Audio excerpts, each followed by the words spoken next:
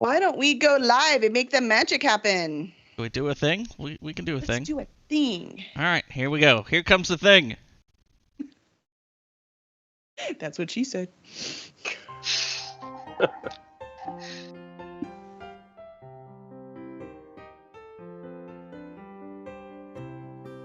Hello, readers. Welcome to a special edition of 20 Questions with Your Favorite Author. We are celebrating the launch of The Last Humans by Gregory D. Little. It is the first in the Mutagen Deception series, an alien invasion slash dystopian slash genetic engineering really fun book. So we can't wait until you get your hands on it.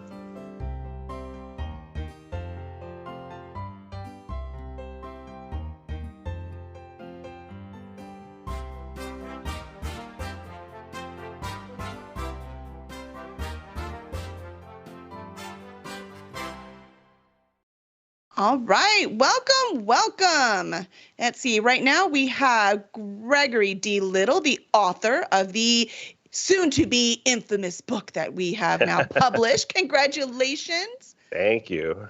Thank you How does for it all your feel? help with the book. It feels great. I love this book. I've loved this book ever since I wrote it, the original draft. And there was a period where I never thought it would see the light of day. So I'm thrilled that it is. It does all things I love books to do. So very excited. That would be a tragedy if this book had not seen the light of day. It is quite a trip. So we are really excited for this one. And we also have Stephanie Son. Welcome, Stephanie. She is the incredibly talented cover artist who did the cover. Hello. Thank you. I'm Excellent. flattered. You're flattered. You should be. We adore you. We use you every time we can. You look at our table and you're like, oh, look, there's all Stephanie's fingerprints. We love it. People are always complimenting the cover. Always. I get it constantly. So. I'm happy to hear that because working with Kelly, she's always like, all right, Stephanie, I know you work mainly on fantasy, but here's like 5 other genres. Give me something. Can you do these genres too? What do you think? She's like, I don't know. And I'm like, you can do it. She's like, okay. And you know what? She does. It's amazing. So, Greg, I want to read a little bit about you. It says, Okay. even before you wrote, you were always a writer. You grew up telling stories to yourself, and you let favorite books and movies and games dwell in your mind, imagining that they continued on long after they end. That you gravitate toward particular themes like strange worlds, imperiled, forgotten magic rising to meet forgotten evil, and a regretful humankind striving to redeem their most heinous mistakes. My gosh, that was great for this book. We need to use that to sell this one. That really describes it. It's fantastic. So these days you write your own stories, but the feel of them is the same. Nothing beats the sense of wonder invoked by a story that's like nothing you've ever seen. And you'd love to give us the same experience, which you have. Welcome. Thank you. I say welcome a lot. I'm Okay. inclusive. I'm very welcoming. Yes, that's important. Yep, you are. Yes. So, yay, Florida. Kevin's on too. Welcome. Friday Blues made it. Icy Friday, hot. Hi, Friday. Yes. Welcome, everyone. Welcome. So this wonderful, incredible bio suggests that you maybe have written some other books. Have you written something else? I have. I've written the Unwilling Souls epic fantasy series, the first 3 books of which are out now, and the 4th and final of which I am literally every day this week working to finalize so I can send to proofreads, and that is going to be out in June. So, Fabulous. yes. So you see that what everyone is getting now is you are getting the second series by an author. Yes. So he's made all the rookie mistakes now. Now you have this awesome, incredible thing in front of you. Okay, look, I love the first series too. That's why I was so excited when he sent me this book. So what gave you the idea for this kind of last human city idea? Well, I have to be careful because if I tell you the actual kind of thing, it gets spoilery. Oh no, it's so hard to talk about things like this where the I mystery's know. the fun. Yeah. I had a very specific character arc that I wanted to and this is how I write books. I have certain ideas that interest me, but writing a book is a whole ton of work, as you know, and I'm lazy. So one idea is there's a lot of authors who are like, oh, I have 23 ideas for books and a list, and I'm like, no, that's not me. I usually have like one that I'm working on and like one on deck because it takes 3 or 4 ideas conglomerating together before I am like, yeah, that's worth writing a book about. So in this case, it was one specific character arc, which I'm guessing you, having read the book, can guess which one it is, and one specific sort of world state that is surprising, and I think you probably know what that is. And I had those two ideas separately and they sort of percolated around in my brain for a while, and I ended up writing a short story about the world state as a sort of, and I I really like that, but I want to explore it in kind of a sequel and take it even further. And then I added in this character arc, and now I think I really have something, so I'm going to write a book. Oh, that's awesome. Well, that's clever, right? Because it is a lot of work to write the book. So you have to wait until you reach this magical mixture of intrigue to make it actually happen. Exactly. And like I said, I'm just pretty lazy, so it's got to be really something that excites me to get me to. I'm sorry? Plus, you are our first sci-fi for Cursed Dragon Ship Publishing, so welcome. Thank you. I love being the ship in Cursed Dragon Ship. I like it. So, yep, first crew waving the blue flag. I like that. So what advice do you have for our other sci-fi writers that are coming up later this year? I think just go with the process. You're a great editor. I submitted a way too long draft to you, and you sent back, I need it cut by a huge amount, and I kind of did what I always do, which is I have my little internal tantrum, where I'm telling myself, no, it's perfect, and it's like, I'll look at these edits just to prove her wrong, and then I'm going through, and it's like, all right, that's a pretty good one, and then I just kept going that way, and finally it's like, all right, they were all pretty good, so. And then I was like, well, I think I can do this. And I did. I shrank it by, 40,000 words. And so. And it's golden and tight. Yes, and Helen, he's very honest, isn't he? I like it. Yes. That's right. No. Yeah, but that's what happens. Florida Kevin can sympathize with you because I edit his work too. But what the end goal is, what it is we have the same goal. Yes. Yeah. So, when you have the writer and the editor with the same goal, that's when it works. Mm-hmm. Yep. Yeah, that's definitely true. And it is a much, much better book than it was. I say that with no, and every writer has the tantrum. I know you all, no one admits it, but when they get their edits, they're like, I'm an editor and I do it. Yeah. So, yeah. Mm-hmm. Awesome. All right. So let us for a moment switch over to Stephanie. Stephanie, this cover. So what was your inspiration for this cover? For some reason, Stranger Things. Because Greg did mention there's this really mutated creature in the story. Mm-hmm. And I remember the brief, you were like, we should have this on the cover. But initially I'm like, maybe not, because I'm not very used to making covers with people or organic stuff on it. Mm-hmm. Anything that moves, I'm not used to it. But the original draft is very different from what we see right now, because different model, different background, and it has almost complete different direction compared to the first one. Mm-hmm. I mean, to the current one. The current one is more gritty. You can see the building fracturing, and it's almost like fracturing into organic matter. And then you see that alien in the background, and that does deliver the theme of this apocalypse story, as compared to the first draft, which mainly focuses on, there's some destroyed buildings, there's a fire, cool. So the final version has more soul and more depth compared to what I came up with first, because Kelly just looked at the first draft and went, that ain't it. Are you saying I gave you edits too? Did you curse at me also? Look. As a designer, everyone does that tantrum thing, when they get edits, they're like, no, it's fine. It looks cool. But actually, she has a point. She's good at that. No, when I saw, because I never saw the first draft, so this is all drama I'm just learning about. But I don't send it to the author till I'm happy. When I saw the current draft, or almost the final draft, what I loved about it, and I told Kelly, was how Yaz, the main character, and the building and the alien are all sort of, especially if you look at it from a distance, because they're all so dark. They're they're kind of merged together, like it's one sort of inextricable thing, and you can't separate any of them. And that's so perfect for the theme of the book that I was like, oh, I love it.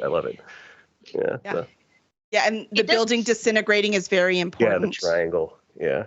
This Yeah, is it does all play on important. perspective. Yeah. Well, I have to say it's impressive because Greg and I see it and we see so much of the story in there, but you haven't read the book yet. So how do you manage to do that? Like what clues do you look at from the author? Like if we want to hire you now to do our covers, which I'm sure everyone does now, they see them. And so that we want to do that, then what clues do you look like from us so you can create that cover even without having read the book? In the brief, the standard brief that I issue my clients or authors, Mhm. there's this 2 sections that I look on to the most important parts. Number one is mood. Because like every genre, although it's like, okay, let's say sci-fi. Sci-fi is a very broad genre. Mhm. But there's like the happy sci-fi, the hardcore sci-fi, where you have all the Star Wars pew pew shit. You have the horror apocalypse themed one like Greg's.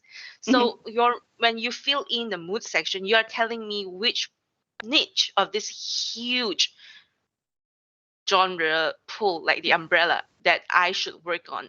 And then from there I can go to look source for different covers or books that is similar in this genre, and from there I can mimic a similar tone that expresses the theme of a story. Well, it's impressive. You do a great job. So thank you so much. And so for anyone now wants to use your services, where can they find you? You can find me at 7starart.com, or you can search up book covers by 7star on Facebook. I have a relatively active group on Facebook where I periodically release pre-mates, exclusive pre-mates, cover reveals, etc., where you can reach me directly through Messenger or through my website. There's a contact page that will send me a ping in my email. Yeah, I don't know if Stephanie remembers, but a few years ago I bought one of her pre-mates for my prequel short story to Unwilling Souls. That's awesome. Which you can get if you sign up for my mailing list. But the cover is still there, still up. And could you can you jog my memory? It could have been a while. It's I can send you a link later if you want to see please. it. Yeah, yes, please. Definitely. Yeah. Because I have made like around a few hundred covers over the years, so a few It's earlier ones. It is a small world. But when Kelly said Stephanie Saw was doing the cover, I'm like, oh yeah, I know Stephanie. She does really good work. Oh, thank you. You're getting a reputation. Yeah. Oh, you know what? Before we let you go, though, Steph, we have Dave Dunn wants to know: is the monster photoshopped? So is it one element or many monsters put together? Like you rarely see them like that. And this one, he was really impressed with the monster. So he's just wondering like what you did. Oh, it's a 3D rendering. So I source my stocks from different places. And this particular stock is rendered from DeviantArt, like an artist from DeviantArt. So you can't find this creature on like other stock websites like Deposit Photos or Shutterstock. This is like almost a DeviantArt exclusive. So nice. I changed shadings, coloring some limbs of it, using Photoshop. So the base model is from DeviantArt. Very cool. That is so cool. I was wondering that too. So. Well, you did great. I know you need to go. If you don't need to go yet, you don't have to. But we are going to switch to all of our people because we have awesome SG George in. So we need to get her in here. She was the copy editor for this work of art. So it's completely up to you, Stephanie. Oh, I mean, it's early morning. I got to run some errands. But I am very honored to be here. I'm glad to be part of this team, and thank you everyone for trusting me, creating the cover for this project. It's a big deal. Thank you, Stephanie. You did a great job. All right. Yes. All right. You were awesome. Have a good evening. I'm going to head off. Bye. Thank you. Bye. We're going to miss the war between the, good and evil back there. I don't know which cat is which, but, it's black and a white cat fighting. I mean, it has to be good and evil. Yeah, I've been watching them. Like, I'm sitting here waiting for my chance. I'm just watching the cats. Right. We're going to put our bets in, see who wins. Yeah. The black one wins. The black one wins. There you go. He's evil old wins. And wise. Evil wins. Or maybe, All right. yeah, old wisdom wins, right? That's right. Ooh, we have 2 Sarahs. That's the coolest thing ever. No, we don't need 2 of me. One of me is enough to handle. Although I could use 2. I do not have enough time these days. Right. It's madness. Sarah, I have a quick question for you. First, we want to introduce you. Welcome so much. Oh, Channel Drop is in. Hey, you. Good to see you. Don't ask Sarah any really mean questions. Oh, Shelly Campbell's in too. Hello. Welcome. What pronouns do you use? Because your bio doesn't have pronouns, so I didn't know which to use. She, her. Okay. Those ones are fine. Gotcha. I work with authors, so we see their bios. Usually I can cheat with the pronouns. I almost never have to ask because it's in the bio, right? Yeah. Most of them are written in third person, but yours is first person. I was like, I don't know for sure which pronoun she uses. Now I do. Okay. Now you do. So let me do your intro real quick, and then we'll get talking about your awesome work. So SG George is a professional line editor. She's worked on published books in a variety of genres, as well as short stories, essays, flash fiction, and screenplays. If you're looking for an editor, send her an email, and she will tell us where that is later, and she'll get us a quote. So she is awesome. I discovered her on Twitch. So this is our place of meeting here, Sarah. How does it feel to be on someone else's channel? It's almost standard at this point because I do actually make the rounds. Not every show, but there's a couple of other shows that I have guest appeared on.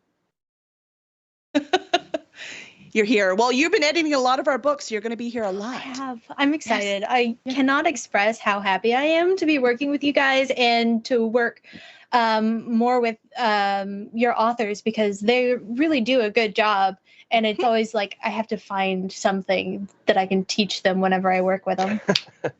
I learned several things from your edits, so thank you. Good. They're very educational. Very cool. I love it. Yeah, I try to get you as clean of a copy as I can, but line editing's not my thing. That's which okay. Is why It doesn't I need hired to the be. professional. That's right. Yeah. So awesome. So question. So with this story, were there any unique challenges with it? Was there anything that you learned as you went through? Addressing what are those things called? Like a general or a lieutenant, whatever those names are. Oh, the called. titles? Yeah. Yes, A addressing rank, titles. a rank, yeah. Or A addressing rank, ranks. yeah. That was one where I had a couple of questions on it. So I double checked and I got 2, I'm gonna call myself out here. Too far. I went too far once and Greg caught me. He sent me a message. It was like, hey, is this right? And I was like, no, it's not. Good job. Just so you know, I am paying attention to what you're Yeah. doing, and not just like blindly saying agree. Just agree. accept all. No, Next. and Yeah. that's good. I try and add notes to my edits so I can justify what I did because I am working on something that other people have worked very hard on. And so and at the very end of the process, if I am going to make a change after so many people have looked at it, I better know what I'm doing. Mm-hmm. Well, you do. So we are very impressed to have you. So Greg, what was it so you told us a little bit, but what was it like working with Sarah? Because for those of you who don't know, so when we think the book is done, it's beautiful. It's the best it can be. Then we send it to Sarah so she can fix all of the errors that we have, right? So she fixes all the grammar. She makes sure the names are spelled right and we didn't change the spelling halfway through. She makes sure it's consistent. The chapters are numbered properly. All those little details that by the time Greg and I are done with it, we're blind to them. We can't see them anymore. Make So sure she that goes through. There's not spaces in front of at the beginning of lines. I have found a number of spaces at the beginning of lines. Yeah, that's a big pet peeve of mine too. So yes, thank you. So, all those kind of things. So she goes through and does all that for us. And then, so she takes that and she leaves it in there so we can all see the changes. And then because I'm very busy, send it to the author. And what I really do is because the changes, quite frankly, if he wants to ignore all of them, he's allowed. It's his work. Yeah. So we send it back to the author so that the author can go through and decide what changes he wants or doesn't. Because ranks, even though whatever the proper way was, if he was like, no, I want them all capital, then he can do that. They just have to be consistent. But usually, you go with the proper way because I am your publisher and I ask you very nicely if you would please listen to Sarah. So what was it like when you got that document? What was it like working with Sarah? It was great. It was very her. She always, when she would when she would introduce a correction for the first time, like she said, she would include a note explaining, here's why this is in here. Here's why it's important that it be like this. And there's times where I'm like, I didn't know that, genuinely. So like, so I try to keep, now I'm going to have to try and remember them for next time. And undoubtedly I'll forget a few, which is good because it means, you'll keep getting plenty to do for me. Yeah. But Job security. Then there's a couple of areas where she would point out a section where, there was maybe a consistency drop or some sort of, area where she had been kind of confused by the wording. So it was just nice having, because like you said, you and I have been reading it so much, we were kind of blind to it after a certain point. So it was nice bringing a fresh pair of eyes in to say, hey, this paragraph is actually sort of garbled nonsense. You might want to take a look and reword this some. And I'm sitting there looking at it like, yeah, now that I actually read it and don't just skim over it for the 10th time, I see what you're saying. Yeah. It was very easy to work with her, and I look forward to doing it again. So. Yeah, it was nice after us scouring this thing and making sure the story was great. In the very first chapter, Sarah's like, this doesn't feel right because there's 3 people and this isn't. And Greg was like, I think maybe we should look at this. I'm like, shit. Yeah, there were a few post last changes where I'm like, actually, there's this because Sarah, I just can't think of you as anything but Birdie because Birdie said this. Either one works.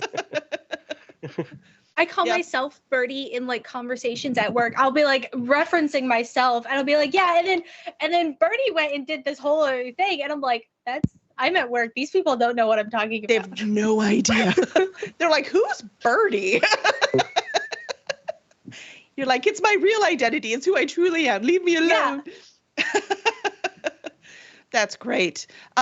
We have the book. So you can see that we have constantly struggled with putting this book in a category. And that's what happens when you have a new idea. Right? Like urban fantasy, we all know what urban fantasy is. They had no idea what to do with it when it first came out, right? There was no thing called urban fantasy. So I think we need a completely new genre for this novel, Greg. What do you think, Birdie? Greg Little genre. Nah. I don't know. Greg Little genre.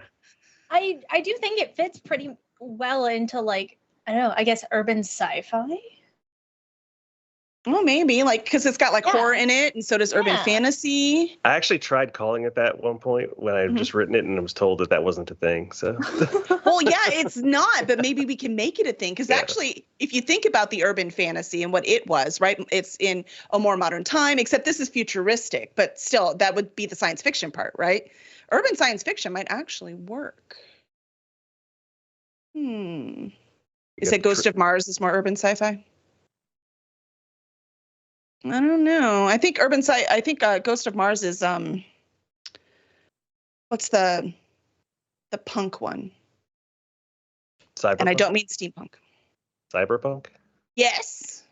I think Cyberpunk is way more neon than this. Yes, yeah, exactly. This isn't This Cyberpunk. is definitely not Cyberpunk, no doubt. It might be like Gene Punk or something. Yes. Yeah, genetic engineering is definitely important in this. Yep. Horror urban sci-fi. There you go. We're just gonna put all this stuff in there. Yeah. Well, that's what I've been saying the last few days. I'm like, it's every genre except fantasy. Right. All of them. Yeah, it's definitely got a lot of horror in it for this side. But I mean, if you know what it is, it's very much like Aliens, right? Because Aliens is like that. It's very sci-fi. It's in the future, but it's definitely horror. And that's kind of what this is. It is like that.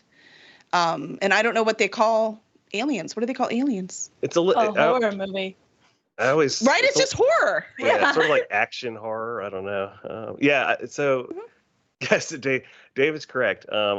This is definitely somewhat of a love letter to the XCOM series of video games, which I dearly love.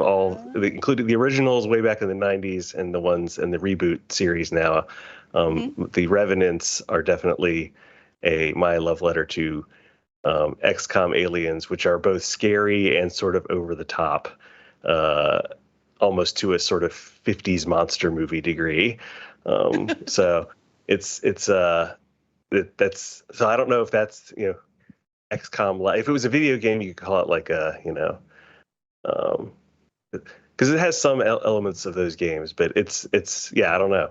Like I said, this is the problem with all the stuff I write. It never fits neatly into anything, and so I end up struggling to categorize it. Yes, there you go. inspired by. I like that. Yeah, we might have to stick with horror sci-fi. We'll put you. It's a unicorn, Taylor. It is a unicorn. She should know. She also writes unicorns. Apparently, I like authors that write unicorn stuff. So that's what we write because it's awesome. Actually, we have not yet, because we were eager to get Stephanie in because she had to go. We haven't actually told anyone what the book is about. We've left hints. We've talked about genre now. We've talked about all the cool stuff we did to make the book, but we have not talked about what the book is actually about. So I'm wondering, Greg, would you mind reading the back of the book? Sure. And if we can put a link up, Zafo, so that people can see where to buy it. Okay. I'll read it straight off the paper copy. Perfect. In humanity's last city, you're either consumed by a monster or you become one. I love that. Mm-hmm. Sheltered in their fortress city, the last humans live in constant peril, assailed from without by alien invaders and from within by a deadly disease intent on mutating every citizen. After her best friend's grisly death at the segmented claws of the alien revenants, Ward Chief Yasmina Delgasi vows to restore safety to her city by running for a magistrate position on the city council. For if the aliens ever truly penetrate the walls, humanity will lose itself to the jaws of the hungry beasts. On the night of her hard-fought victory, Yaz finds her boyfriend dead by his own hand, his last message to her a warning. Now alerted to the conspiracy orchestrated by gene sequencing, a tyrannical government agency with no accountability and a monopoly on the disease's deadly secrets, Yaz forms a conspiracy of her own, a secret team to steal and decipher their restricted files. For reasons Yaz doesn't understand, gene sequencing is determined to destroy her. Vowing to protect the city from threats both inside and out, Yaz must balance her duty with her desire for justice. If she fails at either task, humankind will be a thing of the past, just another extinct species. Mm-hmm. Yeah, we don't want to call book 2 The Last Human. So come on, man, we gotta root for him. We gotta root for him. Yes. The next one is There Are Now More Humans. Somehow more humans. We found more. They were hiding underground, which actually could happen. Who knows? I don't even know. I haven't seen book 2 yet. It's gonna be, your reaction is gonna be interesting because it's weird. It's gonna be every time I get something in this series, I'm like, is this too weird? I'm like, no, it's not. As if it could go anywhere else than weird. Right? Yeah, it kind of has to. It kind of has to. And that's okay. Yep, Taylor says that she loves the hook too. It is a good hook. I really like it too. And you were lucky enough to get an author quote for the front. So can you tell us about that? Yes. So a couple years ago, right. So basically, though, actually, it's funny. Kevin Petway and I both submitted. This was the first 50 pages of this book, and his was of First Misplaced Mercenaries to Eric Flint's How to Start Your Novel seminar at Superstar. So we were both in the same class together, which is fun. So should I just raid that class and get all those books? I guess so. Yeah. Okay. But anyway, that was what, and Eric Flint had a lot of positive feedback about mine. So that was what convinced me to sort of pull this off the shelf and dust it off. So I went through and did kind of an edit, which I hadn't done in a while. And around that time, Andrea Stewart, who I only know from social media, but she's very nice. She was looking for beta readers for her series, the first book of her Drowned Empire series, The Bone Shard Daughter. And so I said, I would like to read that. Just based on her description, it sounded like it was up my alley. It had a lot of things that are in Unwilling Souls kind of stuff that I like. And I said, if you want to trade, she offered to trade. And I was like, well, here, I've been working on this one. It wasn't called The Last Humans at the time, but that's what it was. And so we traded off. And I told her if you couldn't sell her book, then I would lose all faith in the publishing industry. And then she went and sold the trilogy for like 6 figures.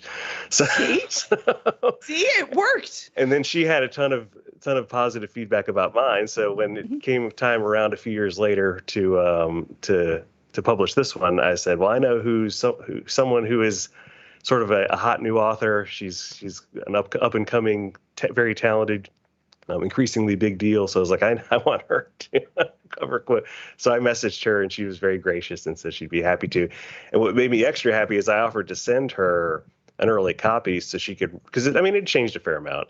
Mhm. And it had been a few years. And she said, "Oh, there's no need. Like, I remember it really well. It actually sticks in my mind really well, and that doesn't happen very often with books I read. So, but that one stuck in my head. So, you at least have to send her a copy of this finished. yeah, I definitely will. Yeah, definitely. Why don't we go ahead? Speaking of copies, give away our first signed copy. Sounds So good. if we can put it in, and normal, like always, as soon as Zafo gets that up, if you'll put in bang ticket, ! Ticket. Greg has some extra, so he will sign it and get it out to you. You can have the first signed copies Ooh. Almost. after Jenny. I think she got the first one. Jenny and yes, Lady off of Dave's Discord. There you go. Giveaway started. So bang ticket to get your signed copy. Jess said that she uses the term genre blend. That's definitely appropriate. Yeah, it's definitely that. Yep. I laugh because there's so many authors that say, well, my book doesn't fit anything. And I look at it, I'm like, no, it's this. No, my author, it doesn't fit anything. No, it's this, right? And then you're like, mine doesn't fit anything. I'm like, yeah, it doesn't. I don't. I looked at you. I'm like, it's,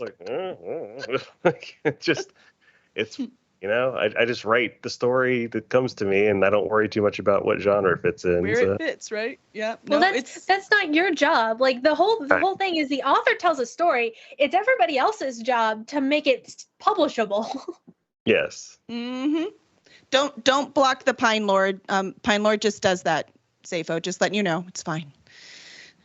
Pine Lord's speaking in other languages right now. No, and he's English. I don't know that Zafo knows him. It's Middle English. Yes, exactly. That counts as another language as far as I'm concerned. I have not read Beowulf in a very long time. That's very impressive. I'm very intimidated by Pine Lord. Awesome. All right, let's pull it. Let's see who our winner is. Let's see. Check your pronouns, bro. I think the What, bot may be having. I think Stream Elements bot may be having an issue. It doesn't want to do a winner? It didn't put anyone in the drawing. Are you kidding? Oh, that's not good. Yeah, no, that's not how this is supposed to work. Well, so what do we do now? Well, I am. All right, we just pick one. Greg, pick a number between 1 and 8. 4. 1, 2, 3, 4. Spikette wins! Yay! Spikette! Woohoo! Spikette wins. Oh, you're gonna love this one, Spikette. It's just right. It's got just enough science fiction to like keep you entertained, and it has that right amount of horror, so you can't go to sleep right away. That's kind of the fun part. I did have one that other ending, reader say it kept her up all night. Did you? It's like I couldn't go to sleep after I read this. You don't know. You just don't know. All right. So Spikette wins the first one. Okay. So now I am wondering, Sarah, what would you like to see? Out of the next Like, book? what would you like to edit? What are you looking for? Oh. She's like, I don't know. No one ever asked me Wait, that. I like books. Oh, she says, out of life, I want an airplane and a humpback whale and No, like out of life, I want more books to edit. Like I cannot express enough how much I just Taylor love says something happy. Yeah, we don't send you a lot of happy books, do we? Well, so like if I was a character, like I would be a great like side character or like background character because I'm like motivated, but just in one area. I just want to edit books. So I'm a character, good motivation, but very one-dimensional. That's right. We're just all going to have to add birdies to our book. That's all. We're just going to have to do that. It'll be fun. Let's see. DH Dunn wants to know, this is for you and me, Birdie. Yeah. Does Greg have any annoying writing tics? And he wants to know all of them. Dave loves to give me crap.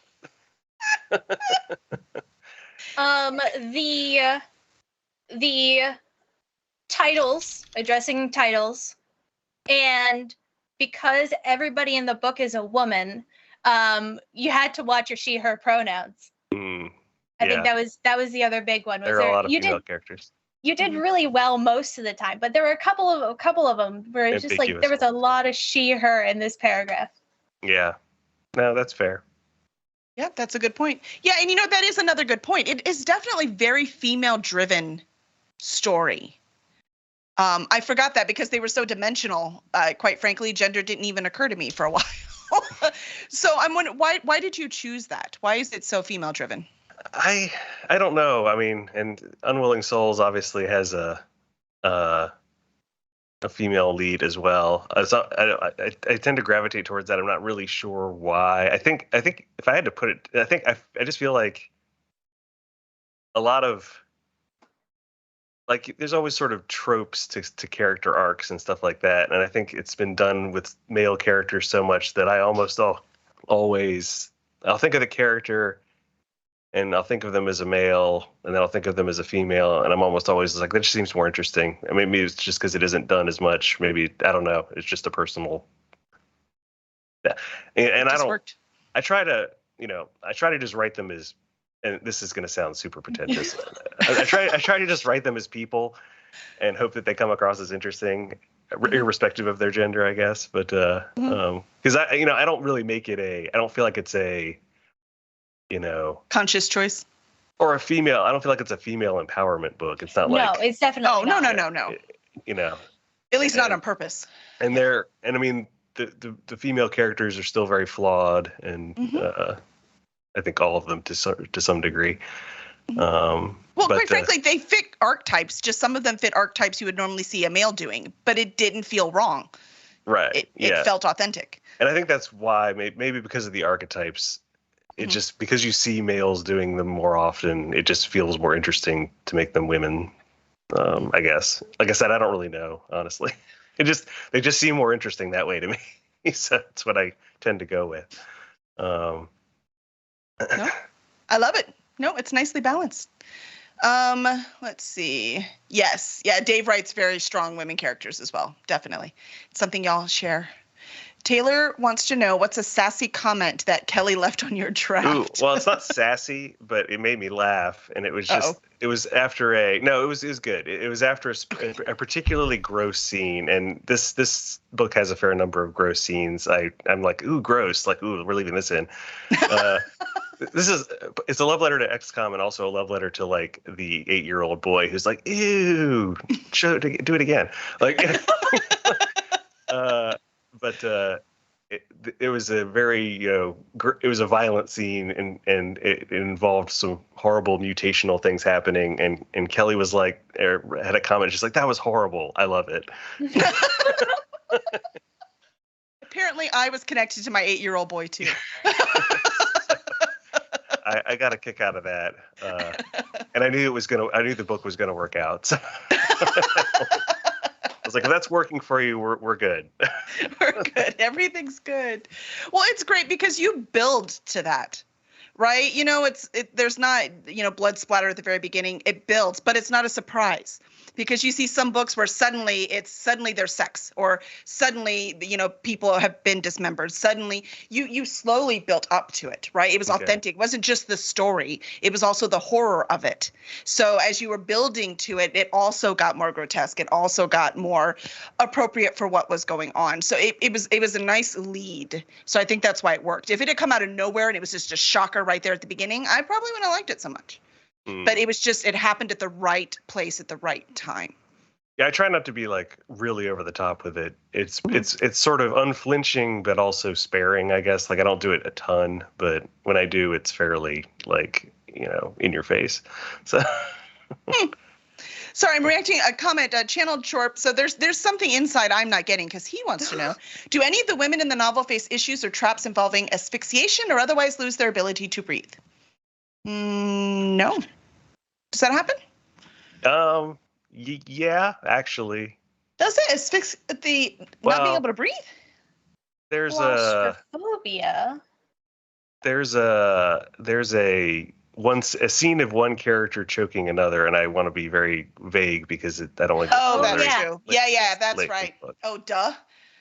That's right. That's right. During a fight. Oh, basically. Channel Jerp is impressed. So I don't know what that means. I don't know where you got points or lost points, but apparently. I don't know, but. Well, I think we should put the link back up because I know Channel Jerp wants it now. Come on, Yeah. now. You have to read this book. But the good job, Zafo. We put it right up. Don't worry, someone gets it. I'm assuming Sarah gets it. So. Oh yeah, no, I know exactly what's happening. And Bertie's like, and I'll get him later. Oh, definitely. 2 people get it. There you go. So let's see. So is the thing working, Safo? Because we have one more book to give away. Not yet. It's not working, huh? It says no. I don't know what's up with the bot. So it's just not All right. registering when people do the thing. So Well, we're gonna go ahead and give one away, and it was easy to see the bank ticket. So if you'll bank ticket anyways, and then I'll make Greg pick another number. So don't look at the chat, Greg. No cheating. Okay. We'll put in bank ticket, and I'll have him do a number. We want you to get your awesome signed copies of your books. And Greg, didn't you say that you're going to be making a personal appearance sometime soon? Potentially at the end. There's a con at the end in near where I live at the end of April. I'm still talking with. There's another author who lives here who I know who says they may have a slot at their table. So I'm still in talks with them about it. Nice. Hopefully the books get here in time. That's right. You're like, hurry up, books, hurry up. You never know. They've been really good about delivery, so hopefully everything will be fine. Yeah. Yeah, don't worry that it's saying that it failed, right? Because I'm asking you to do something it has no idea what to do with. So just keep hitting bang ticket, and I'm going to count, and we're going to give one away. And Saint's here. Hi, Saint. I missed you somehow.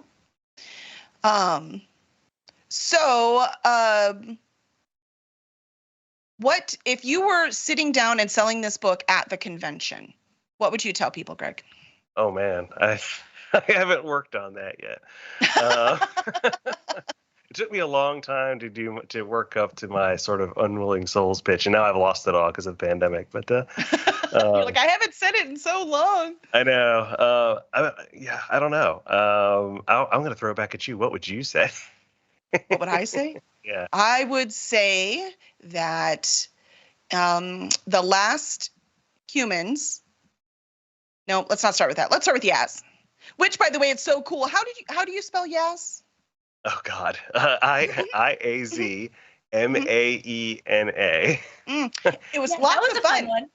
Yeah. Because I never pronounced it Yaz once. Sarah, did you ever pronounce it Yaz? Is. Yeah, I said IAZ. Yes. It is. Yeah, Something I like said that. Yes. Mm-hmm. So Yeah.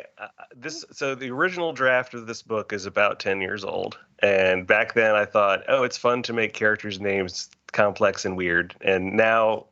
And see, the problem is like, had I been writing it now from scratch, I wouldn't have done that. But now I'm like, but that's the name. That's their name. Yeah. You can't just like change their name. But now I will note that in the new book, in the second book, when I introduce new characters, they all have very normal sounding spelled names. Because I feel really bad for Renee Kim, the audiobook reader. I will tell you, it's been very interesting pronunciations for the auditions for the audiobook. Yes. Well, I heard some of them, and yeah, a couple people got it right though. I was impressed. Yeah. Yeah, because I did not. Like I said, it's the leftovers of a younger me. I love it. I love it. But it's fun. I mean, so this is the maybe start with Yaz, right? So if we say Yaz has, as she's trying to get over the death of her friend, she runs for city council to change things and make it better and safer. And when she gets up there, it turns out that through the politics, she doesn't have the power to do what she wants to do. Meanwhile, her other friend, Steph, it's Steph, right? Stephanie, yeah. Stephanie. Her other friend, since we had Stephanie on earlier, I was making sure I wasn't transposing something. Yes. Her other friend, Steph, is pregnant and having a child on her own. And in this world, with genetic issues going on in these last humans from some disease they got from the aliens, her child is now suffering in a way that they would not let the child survive if she doesn't hide her. So now trying to make the city safe is Yaz, and Steph is trying to keep her child safe. And what they do is they bond together to help save the last humans in the city. Okay. How's that? It's close. Yeah. Close. Mm-hmm. And it doesn't even introduce. There's so many characters, right? It's like it's hard. It's funny because I always want to hear other people's takes on it because I feel like as the author, you're almost too close to it to like to really be able to boil it down. It's like when they say do a 1-page summary, and you're just like, oh. Well, I think the trick is it is doing the conventions, right? You do the conventions and you say it over and over again until you finally find the right way. You're like, okay, that's not right. That didn't work. I mean, they bought a book, but that one didn't work. Okay, let me try this. Oh, there you go. Oh, I forgot stakes. Duh. Okay, let me add that in. Right? It's a trial and error. It's almost like you can't just sit down and write it like you can the book. You've got to actually stand up and say it aloud. I feel like you're like a stand-up comedian a little bit, workshopping material basically in front of a live audience and seeing what gets a response and what falls flat until you zero in on something that works. Mm-hmm. All right. I was going to say something about the book. I would definitely mention the mystery because there is a couple mysteries in there, and I think that they were really well done. Like even more than the horror aspect, what I noted was the fun mysteries. I don't know how to write a book that isn't a mystery. Is deep down like my favorite thing period in books is when something comes along and upends some aspect of the world that you thought you understood. And so that works its way into pretty much everything I write somehow or other. So, the mystery is clever. I'm glad it worked for you. I guess what I'm saying. The mystery is hard to talk about without giving it away, though. I know. That's hard. The hard part. It makes it hard to pitch too, because you're like, "There's a mystery. It's really cool." Just trust me. Just trust me. Just read it.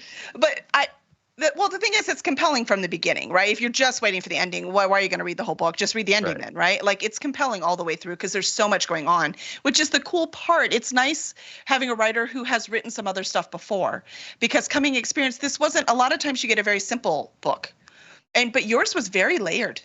So it had lots of layers. You had stuff on the top they were dealing with. You had stuff underneath that they were dealing with. Then you had a whole nother world underneath that. Yep. And then, the revenants, trying to figure out what's their motivation. Why are they eating humans? That wasn't getting away a secret, by the way. They totally eat humans.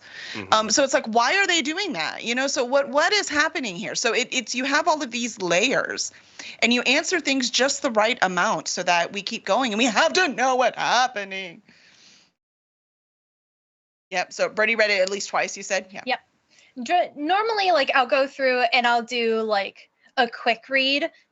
So I get acquainted with the story. I know how you're using terms. There's a couple of them that are weird. And then any big distracting errors and things that Microsoft catches, those are easy to fix, but are distracting as you're going through it because you'll see oh, Microsoft caught this error in the line. I fix that and then I'm done, but you're not. Then that's exactly how you miss an error on the very next word. And so I always do it at least twice. And then I will scroll through and look over my notes and still catch more stuff. Mm-hmm. Yeah, there's nothing worse. And I'll tell you, even though you are amazing, Birdie, you know what you're doing. This is why I've hired you to do all the rest of our books for the rest of the year. You're incredible at this, right? And you'll still miss stuff. You want to know why? Because we're only human. So it's fun going through with the narrator. It'll be fun as Greg goes through that to see the stuff that we did miss. It's just maddening. We just can't see it. And that's why it's in the contract. I try. I'm sorry. Right. I do I am not offering 100% because I'm just doing the best I can. Yes. All right, Greg, pick a number between 1 and 30. Oh, 1 and 30. I don't have a die for 30. Okay. Did you roll a die? No, I got out my die. I was like, well. Oh, you could do it. Roll a d20. Go ahead, roll a d20. We'll do it. My d20 here. Mm-hmm. 2. All right. Well, number my 2 writing wrongs was, I think, Saint. I think number 2 was Saint. Number 2 was Saint. All right. Saint 080. I don't think I know who you are, so welcome very much. So if you will just email us at captainwyvern@curseddragonship.com. And Zafo can put the email in there, and we will make sure you get your copy. Welcome. Yes, Yay. welcome. Monday roll. Yeah. All your D&D people are commenting about your roll. Yes, I know, because they've seen me roll. At least we were battling right now. I feel like that's everybody though. It's like it's either a 20 or a 2. Or a 2. There's almost nothing in This is between. not a 1. Yes. Yeah, Yes. that's true. We haven't had too many of those. Yeah. Yet, knock on wood.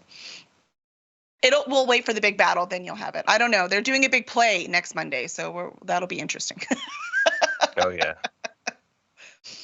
Awesome. All right. So is there anything, we are just about out of time. If you have any more questions, please let us know. Otherwise, Birdie, I've called you 17 names It's this okay. evening. I'm That's sorry. fine. So Birdie, what would you like to leave the readers with? I, on the more nerdy aspect, really liked the way that perspective was used. Yeah, like the point of view that the characters, or the point of view that the chapters are written in, and how close the third person is to each character really lends itself well to the story. And that was one of the things that I was impressed by as I was reading through it. And I always try and like take something away from the books that I edit. So I'm teaching others and learning. Is you did really, really well with perspective, but then it's like not quite as like catchy and hooky as talk about the mystery. But you did really well with that. And there was one chapter, and this is why I do like the first read through, because the first time I read through that chapter, like the only thing I thought was, wow, that was a really good chapter. You did a good job. Yeah, I remember that comment, and I was like, ooh. Yeah. I'll take it. Awesome. And Birdie, if they want to hire you to help make their books polished and beautiful, where can they find you?